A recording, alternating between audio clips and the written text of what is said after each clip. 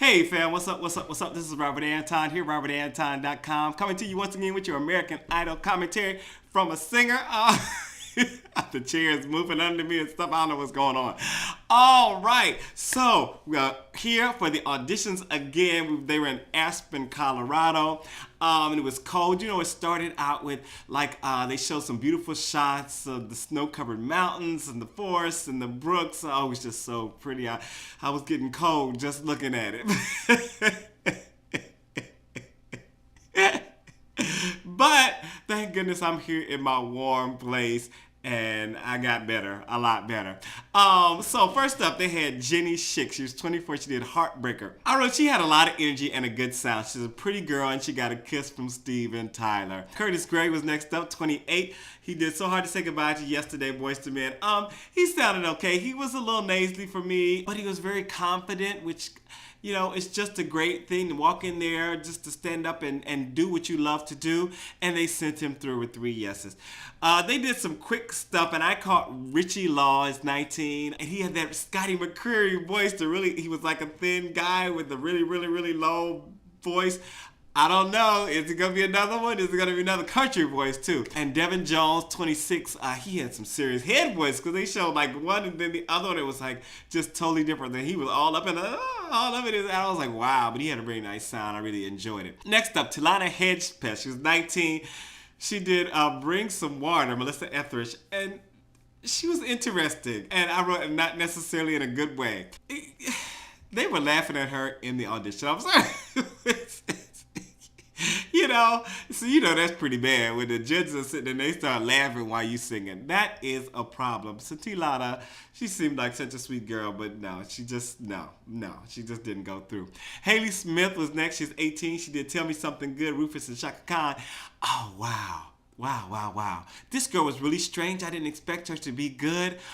She lives in a cabin in the woods or something like that. But let me tell you, I liked something about her voice. I mean, I really liked something about her voice, and I couldn't pinpoint what it was, right? I think she could have emoted the song a little better. You know, she was just very smiley and stuff like that, and while she was singing the song, she kind of wasn't telling us any of the story or anything. But I really liked something about this audition. So, all right. So I'm watching, and the judges really enjoyed her, really liked her, and they were saying, she really made the song her own and all this different stuff. And I was thinking about it, and I was like, kind of. She has her own sound, and she did it in her way. People talk about, how do you make a song your own? And some people try to change this, they do this, they do that. This girl sang the notes of the song. She sang the notes. She sang the lyrics. She didn't do anything that was so extraordinarily different in the song, but she made it her own. How? I don't know how. Okay, you don't know how.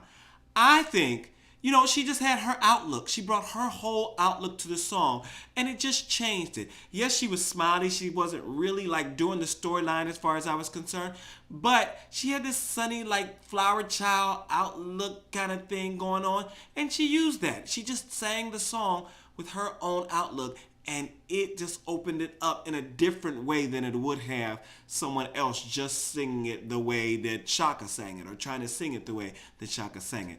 And I believe that's why it came off as being kind of her own. No doubt she had a good voice. But it was just something that was strange about it. I was listening and I was like, I like that, but I'm not sure why. So I hope to see a lot more of her. Alanna Snare, 22, is up next. She did Jolene. Dolly Parton. Oh, let me tell you, they had me rolling. Because, after she sings Jolene, they go, they make this cow noise. It wasn't serious. You were just she's not going through with them doing all this crazy stuff and making all these animal noises with her. Naturally, she didn't. But it was the funny, and I want the funny. I want more of the funny. Lord Jesus. Shelby Tweten was next, 17. She had a good pitch and a nice sound. I didn't think her voice was very strong at first, but then she did this note that it was like, wow, she kind of pushed that out there. I thought she had very good breath support, like I don't have right now. And And she really did the song justice. And she had a good storyline, actually. I thought that she didn't need the storyline, but she's bipolar. And, they played the thing while she was standing in the room. And, we'll see where it goes from there. I was thinking, so we did get some of the funny, okay? They played a segment of like several different funny singers and gave us the funny. So I was very happy with that. Listen, American Idol is listening to me. Bring the funny, man. They're bringing back some of the funny. So that was good. Jairon Jackson, 19, was next. He did an original song, and I thought, oh, man, why he got to do the original song, He called it so hard, I just knew it was going to be terrible, right? Let me tell you, he opened up his mouth to start this song, and it was good. He sounded good, but the song sounded good, too. I was like, oh, that's kind of nice. I'm glad that he actually ended up doing this. I wrote he had a nice voice, and the song in the middle kind of changed keys, but he was working with it. He did his thing, and his hair was all sparkly and stuff. It reminded me of somebody that because like when I do my gigs, I usually I wanted the women all to have their stuff on and the jewelry and the earrings, and they can have the little off the shoulder stuff. So a lot of times I have this little pin that someone gave me for my birthday, one of my subscribers, and I wear that. But I also usually put some hairspray in my hair that it's like a sparkly shining oil sheen kind of thing, just to step it up a little notch. And I was looking at him like, this hair is hella shiny. And I'm thinking, I know somebody else like that. Mine's gonna be that shiny, but it did remind me. He got 3 yeses and went through. Angie Zeiderman, 25, did well. Let me see. She started out with one song, and there was I don't know what the song was, but it was a musical theater song. And I wasn't crazy about it. She was doing her whatever she was doing, and I was like, but then they wanted her to do a second song. Actually, J-Lo wanted her to do a second song. She did Blue Bayou, and she sounded better. You could tell that she had some voice. I still felt like it was a little irritating, but I thought that it sounded nicer. You could tell that she had control, she had pitch, she sounded decent, and they put her through, actually. And I guess it's good that they gave her a second song, because that first song, boy, she was about on her way out the door. She was just a bit much, okay? So last up, I said I want the funny, I want the funny, I want the funny. You know what? They usually have the inspirational person at the last person or something like that, but they had this guy called Magic Cyclops. He got to do 2 songs. God only knows why. Then he was a weirdo. He was such a weirdo, and you gotta watch the clip. I cannot explain what this man did, but he was just so strange, and he was giving the judges a runaround with their questions, and he had this whole backstory that he was making up on the spot.